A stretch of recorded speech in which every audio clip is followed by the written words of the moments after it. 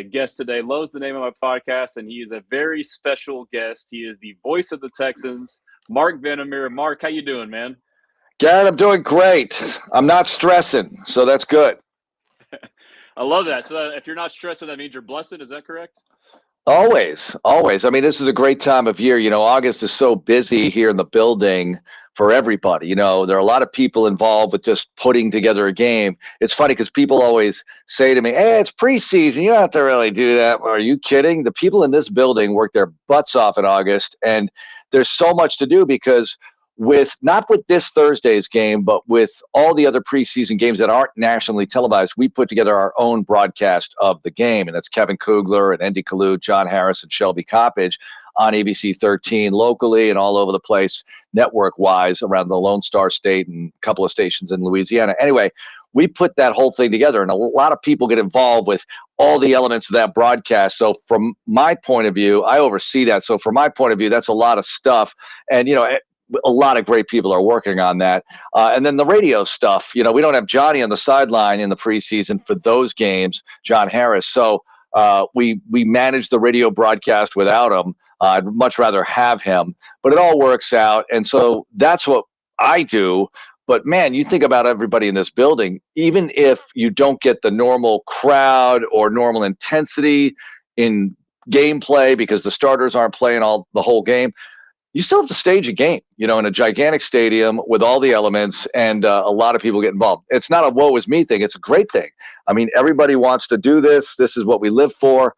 So it's very cool. And that's why August is a very busy month. Plus training camp practices, got another open one on Tuesday against the Raiders. Everybody's looking forward to that. So there's a lot going on here. Yeah, that's awesome. I'm glad that you shared that insight, and apologize to the listeners and the fans. This is an impromptu live, but, you can obviously re-listen on Spotify and YouTube later. But I, for one, am a huge fan of the local broadcast because obviously you guys know more than national analysts might. I enjoy the sideline interviews. It's really great for me. And then I guess for you too, like obviously the production, but people that are really invested in the team, like, these preseason games are awesome. Like I was locked in. Like I'm really keen in on, the 53-man roster because to me it's like almost more exciting in a sense to evaluate guys. What were some of your takeaways from that first game, just from that lens? Well, first, I think it's a great point you make that the preseason, and I've always joked that I'm in the oppressed minority of people who really enjoy the preseason, right? I love the preseason games because of what you just said, because you're getting all these stories of the guys who are fighting to make the team or fighting to make an impression, fighting to improve their careers.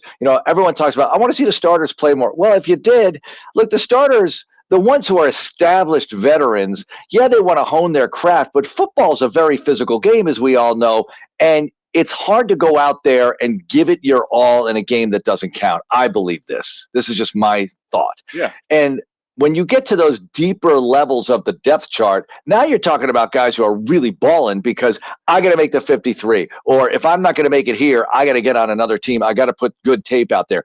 That's who you want to see in the preseason. To me, these are developmental games. Now, Thursday, we'll probably see the first team play a drive or so, see them execute. That'd be wonderful. But the defense, are they going to be at their destructive best? I bet they will because they're that talented.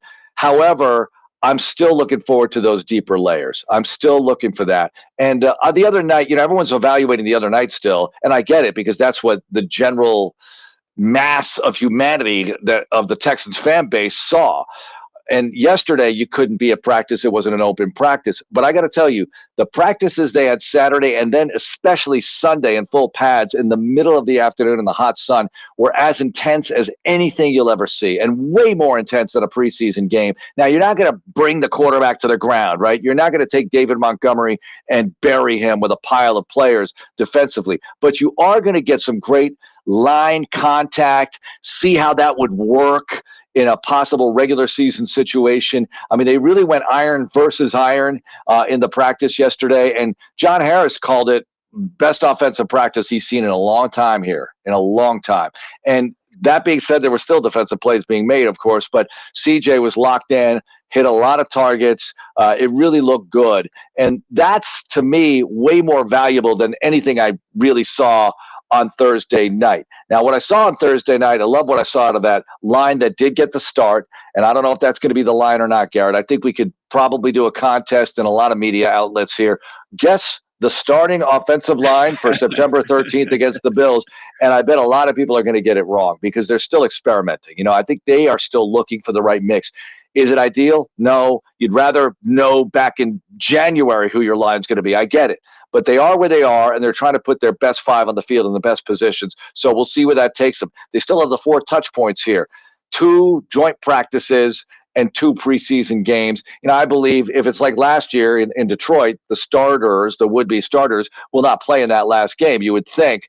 But the 2 joint practices are incredibly valuable. And I think this Thursday will tell you at least a little something against the Raiders on national television, locally here, of course, on the radio, of course, on 95.7 The Fan, etc. So that's how I'm looking at it. I liked what I saw out of that first line, Davis Mills, Marlon Klein, everything that everybody's talking about, Jared Wayne.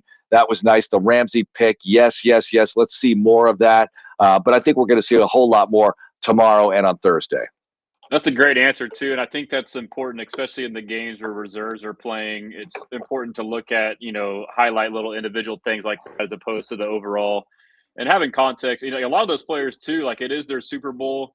And that's always tough for me. Like, I feel like some of them might press too much. But I get it. It's like they're trying super hard. So it's a tough balance for them because they have limited times to showcase their ability. So you want to try hard, but not too hard. Go ahead. Well, I was going to say along those lines, Mertz was really pressing, trying to make plays. I got to get this offense going. I want to make a play before the half, and then look what happens. And the guys on 95.7 The Fan, the midday show in the Loop, they were joking that I sounded like angry dad when Mertz went down because I said going head first is a no-no. This is August, not January, but I meant it. I really like Graham, and I want to see Graham be successful because everybody got so fired up after watching what he did against Detroit in the preseason finale last year, and you wanted to see those encore performances. He's got to be Mr. August, all right? You don't want to have to play CJ or Mills that much this month in game situations. So I figured Mills has got to take care of himself, protect yourself. There is no 4th quarterback, right? And so now, unfortunately for Mertz, he's out for the year, whatever. He's got ACL. I don't know if they've announced that, publicly, whatever. You've seen the reports. And so it is what it is. You get Brett Rippon in here, who's been on 8 teams in the last 3 years, 9 overall. I mean, this is not exactly a guy who's been in one system his whole life, but that's a good thing for the Texans right now. And they had walked through, very mental practice today. A lot of stuff, though. Anybody who's at practice today in the bowl can tell you, and following Saturday and Sunday, I'm not going to say it was intense because you're inside, but it was mentally intense. They were moving very fast through a lot of situational work, and I thought it was great for Rippon because Rippon's got to play, I would estimate, at least maybe the entire second half on Thursday and maybe the entire game next week. You got to get Rippon to play. I might have picked up 2 guys. I don't know, because you have a lot of reps. You have a lot of innings to eat, to borrow the baseball expression. You really do, though. A lot of snaps to eat up. That's why it was so difficult the other night in the second half when you had Mills come back after, thinking his night was done. He's got to get all lathered up again and play football, yet protect himself against guys who want to make a name for themselves. I thought that was a tough situation all around. Yeah, that's overlooked. I mean, it's one thing to be the backup quarterback and mentally prepared to go in, but it's another thing to be the backup to start and mentally say, okay, I'm going to go in for a series and then I'm done taking the pads off, chilling. And then all of a sudden now there's no other 4-string. So I think that's worth looking at when people look at Mills in that game. And obviously I'm sure the Texans are like, all right, let's just run the ball and get it out of here. He's playing with guys that he has no continuity with. But your point about Mertz was the same thing I saw. Like he was trying to do too much, and that's that fine balance there. But this week, to me, I'm surprised. So they've been talking about, Mills said it post game, and then D'Amico has said it like they're treating this like a game week. This seems like a really rigorous week. I'm kind of concerned. I thought they might have had the day off. You mentioned Saturday. They had Friday off, and then Saturday was a very rigorous practice. I believe yesterday as well, which was also very rigorous, and then a walkthrough today. So you have 2 tough practices, a break, and then a joint practice, a break, and then a game. So are you concerned about that? How do you look at that?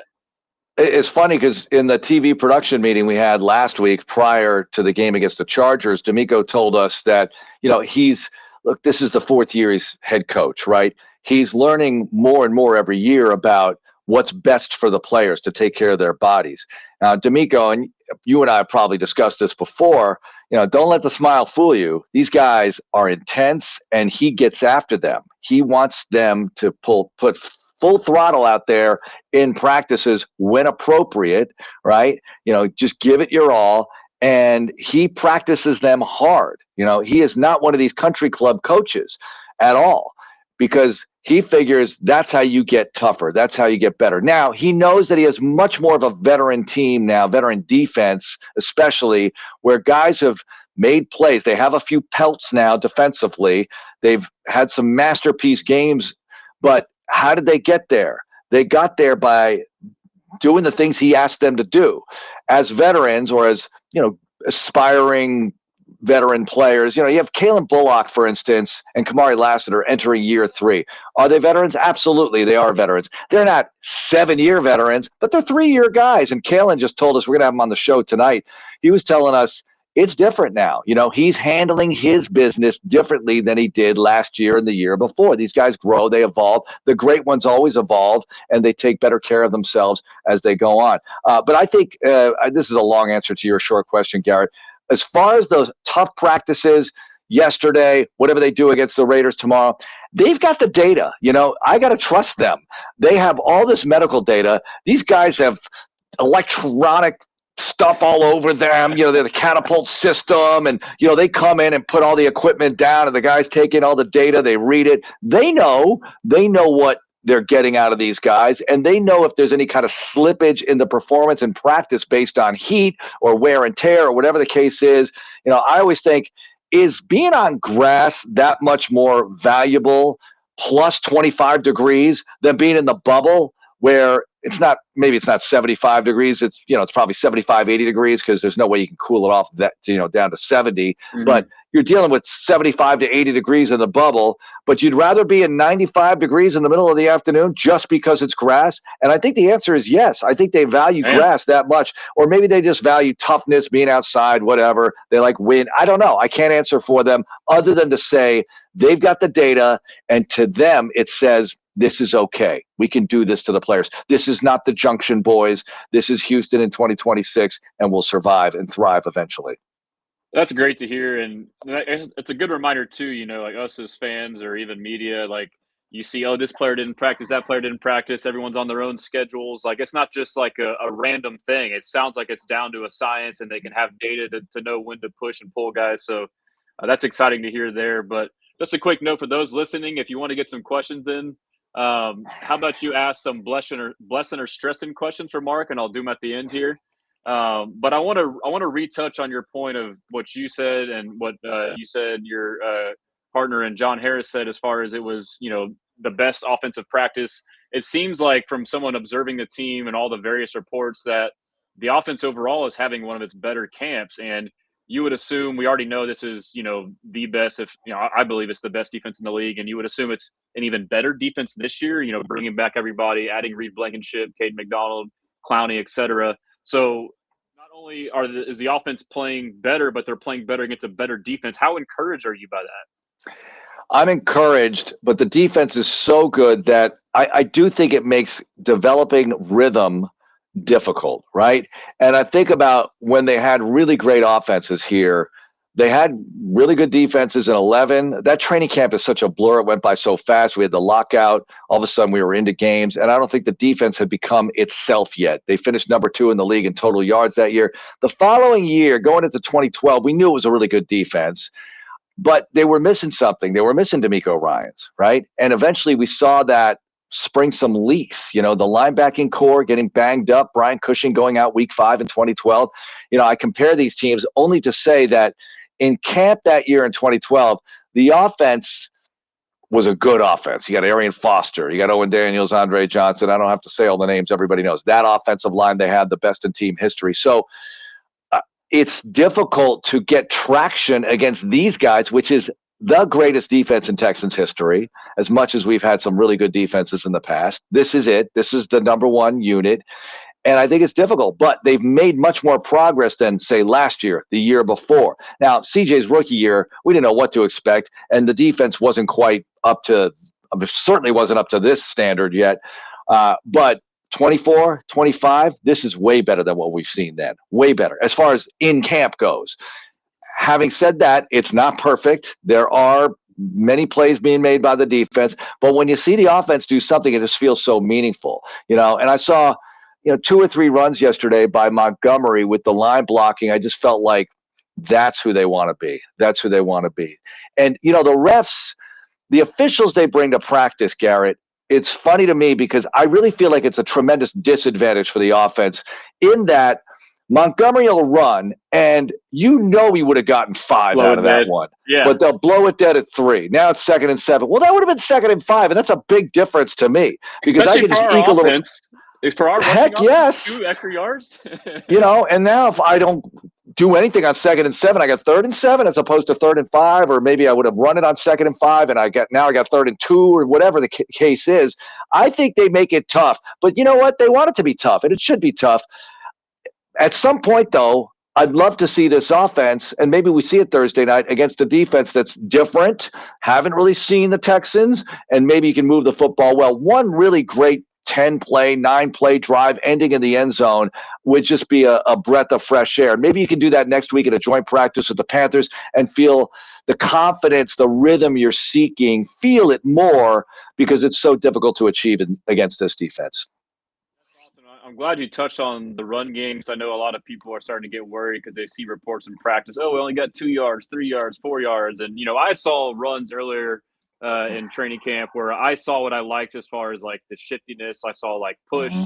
It seems like the mentality of the O-line is different. Like, obviously from like going through the whistle, but also getting to the second level. And I think you're correct in that, like, they blow the play dead. Like, there's often times that running backs break tackles and you get extra yardage. So that's encouraging to hear. But, talking about that, the O-line, the mentality seems to have shifted.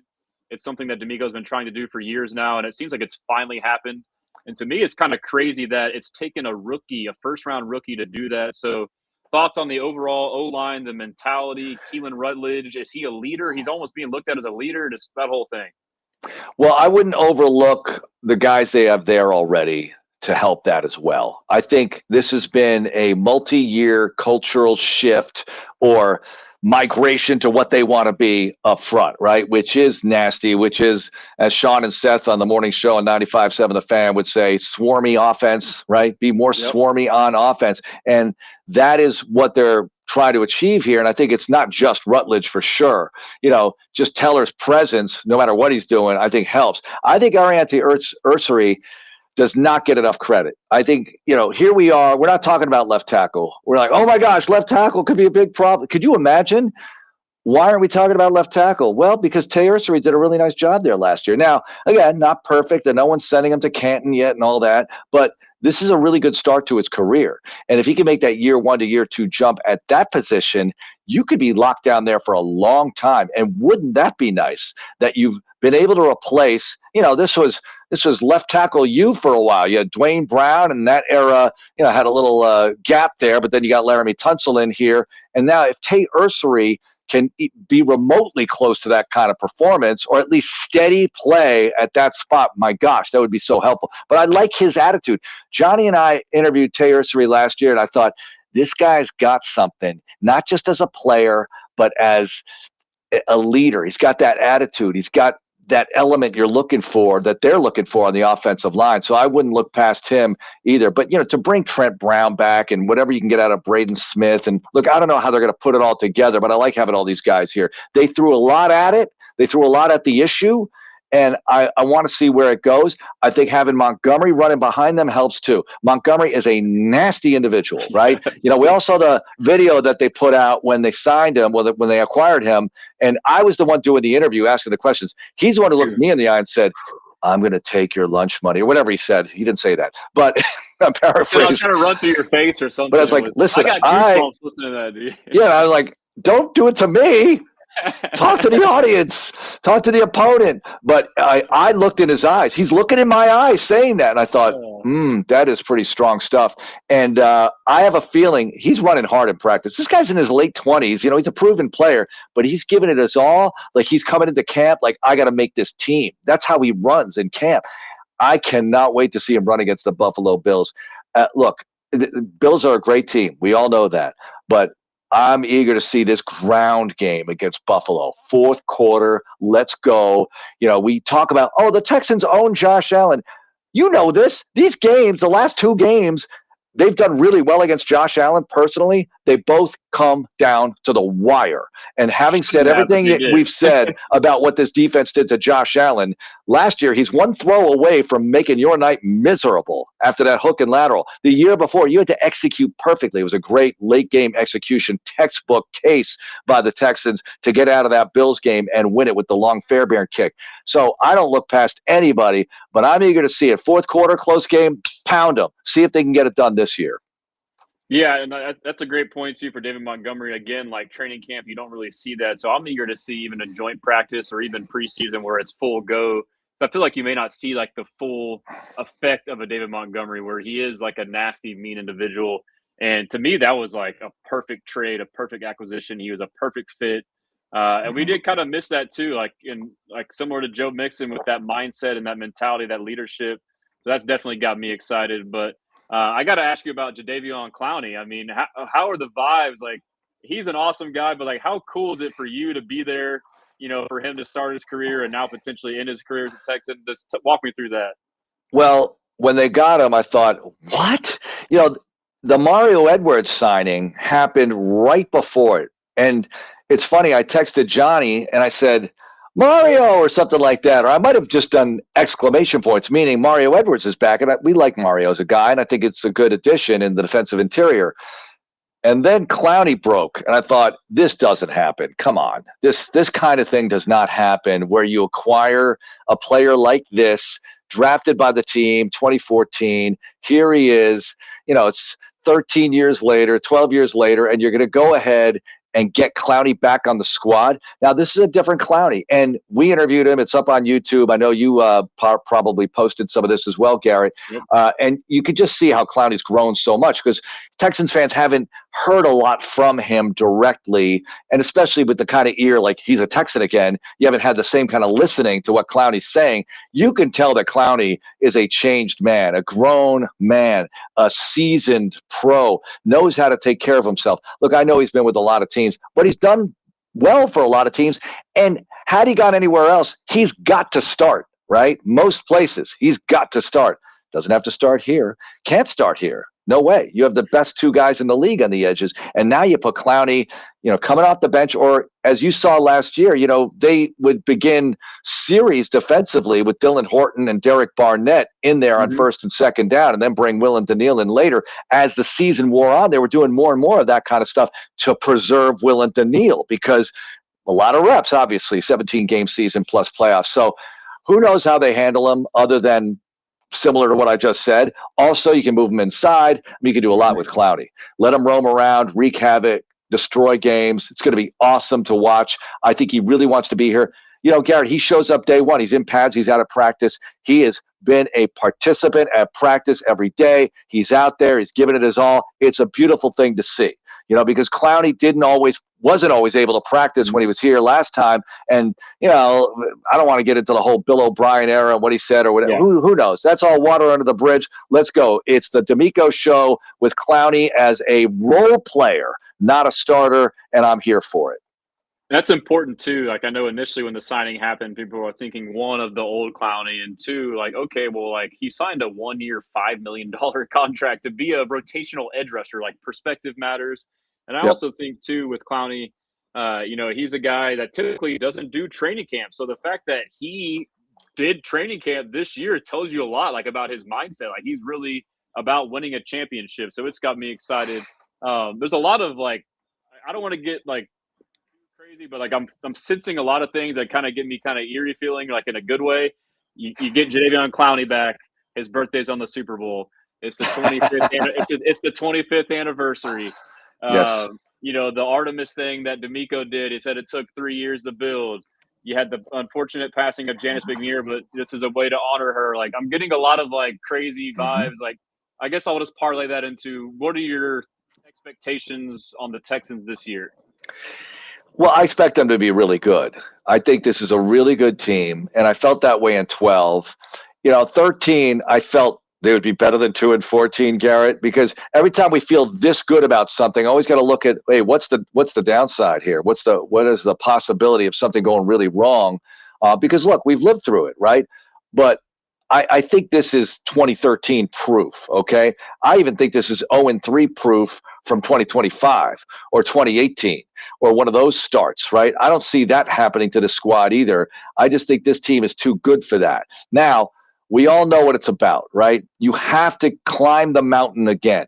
Everyone wants to go right back to the divisional round. Can you do better this time? How will you do better this time? They can't think that way. They got to build the whole spaceship again and take off and get through orbit, right? They got to do it. You can't start there. You have to start by having a great joint practice with the Raiders tomorrow. That's all you can do. And that's how I look at this season. It's a building block. This is a brutal schedule. I felt really good about 2012 coming in. That team had maybe not much, but they had an easier schedule than this team. 2012, you started against the Dolphins at home. Ryan Tannehill, rookie quarterback. You feasted. Jacksonville was terrible. Tennessee was no good yet.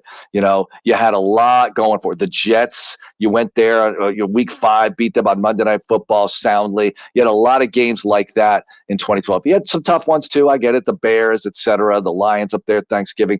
I just look at this team as their best team with their best shot.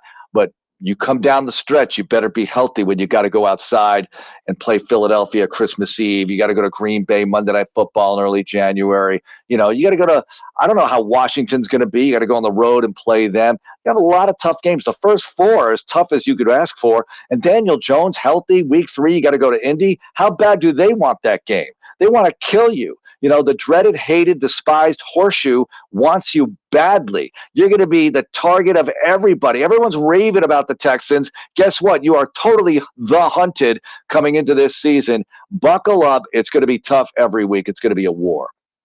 That's some great context there. But I guess, we didn't get any comments. Obviously, it was last second impromptu as far as going live. So I'll just do like a quick rapid fire blessing or stressing before we part ways. Yep. I'll just think of some questions to ask you. Obviously, blessing means you like it, and stressing means you don't like it. Blessing or stressing the notion that Will Anderson Jr. can or will win Defensive Player of the Year. Blessing. I mean, look, those things just are great if they happen. I don't want to say I don't care. I'd love him to get it, but that's not a goal, right? That's not a goal for me. I'd love to see him get it. I think that if they were running for office, Will and Daniil would split votes. You have one of the best pass rushers in the NFL in the last decade plus on the other side, who I don't think gets the national credit he deserves. If Daniil Hunter played in New York and had a little bit more of a colorful press conference presence, we'd be talking about one of the most decorated players in the NFL, one of the most celebrated, I should say, players in the NFL. Daniil's so quiet, goes about his business as a stone-cold assassin in Minnesota now here. He doesn't get the attention he deserves. I love both those guys. Awesome. And this one, I'm kind of starting to think about this as a potential possibility, which is kind of crazy. Hot take. Blessing or stressing, Keelan Rutledge could be a Pro Bowler this year. I think that's a possibility. I'd love to see it. I can't predict it because usually with the offensive linemen, as much as anybody, maybe more than anybody, it's the next year they get the recognition. So Rutledge could go off. Now the Texans have a lot of national television games, and especially late in the year, if he's balling, they'll be talking him up on Christmas Eve and on Monday Night Football against Green Bay and all that stuff. The Sunday night game they have in Pittsburgh, all that stuff. But I think that it would be the second year where he really gets the recognition, that kind of recognition. But I do think he could have a hell of a campaign. He's been fun to watch. And I don't say that about offensive linemen. I have no idea. Push the other guy out of the way. Don't let the guy get to your quarterback. That's my offensive line evaluation. Yet he pops off the page to me, Garrett. My eyes can see that with Keelan Rutledge. Too many guys are fake offensive line evaluators. They don't know anything about offensive line. Please, if you don't know what you're talking about with the O-line, don't talk about it, or just say, yeah, I'm hearing this, all right? Because it's so nuanced. I know it's brute force, yet it's nuanced, and I got to respect those who really can truly evaluate this stuff. Yeah, that's a very good point. Last one I'll give you before we sign off, and we'll say our goodbyes, and I'll end it, and we'll say goodbyes after. Mm-hmm. But blessing or stressing, another kind of hot take on my end, that this Texans defense has a chance to be a top 5 defense of all time this season. Well, look, that sounds blessing to me. I mean, I'd love to see it. And I think that had they been able to close the way they wanted to, and I think it would have taken a championship, that would have been something. Because Seattle, even though they got it by 0.2, the points category, 0.2 of a point, I look at that and I'm like, I don't think we'll be talking about that defense the way we do about the Broncos in 2015 or the Ravens in 2000 or the 85 Bears. I think had the Texans been able to win the Super Bowl last year, now they would have made the kind of gargantuan plays we want to see. There was a lot to be done to do that, okay? You had at least a game and a half to get to the Super Bowl, and then you got to make the plays in the Super Bowl to be recognized that way. But I think they have the goods to do it. I think they have the talent to do it here. Got to stay healthy, got to play good offense, can't turn it over. We all know that. So I think it's all possible. Would I predict it? Top 5 all time? I wouldn't predict it, but I'd love to see it. How about that? I mean, that's a great answer. Basically, you pretty much have to win a Super Bowl, and then the offense has to do their part to, complement them to do so. You have to win a Super Bowl. Look at the great offenses. Now, I think offense is different. Historically, sometimes we talk about great offenses that did not win the Super Bowl. That Minnesota team that went 15-1 in the late 90s was a fantastic offense. Air Coryell, my favorite offenses of all time, would flame out in the AFC Championship game back-to-back years in 80 and 81, right? So you have situations here where you have offenses that are looked upon as fantastic, yet they didn't go all the way. But defenses that are great and don't go all the way, we forget about. I don't know. Offense just sells. Chicks dig the long ball. I don't know how else to describe it. Great observation there. Well, Mark, I really appreciate the time. I really appreciate all the work that you do. Obviously, they can follow you on Twitter at Texans Voice, obviously calling the games. You're now on 95.7 The Fan, and the broadcast is on ABC 13. Is there anything else before we part ways to the fans out there? Texans All Access, weeknights at 6, 95.7 The Fan. And we appreciate you posting everything you do, Garrett. Thank you very much. Yeah, absolutely. I appreciate that y'all, are okay with me doing it, because I try to do it respectfully. But to me, I'm, just I have no comment. I cannot comment on behalf of the Houston Texans organization, Garrett. Fair enough. But yeah, until next time, appreciate you guys tuning in. We bless them. All right. Go Texans.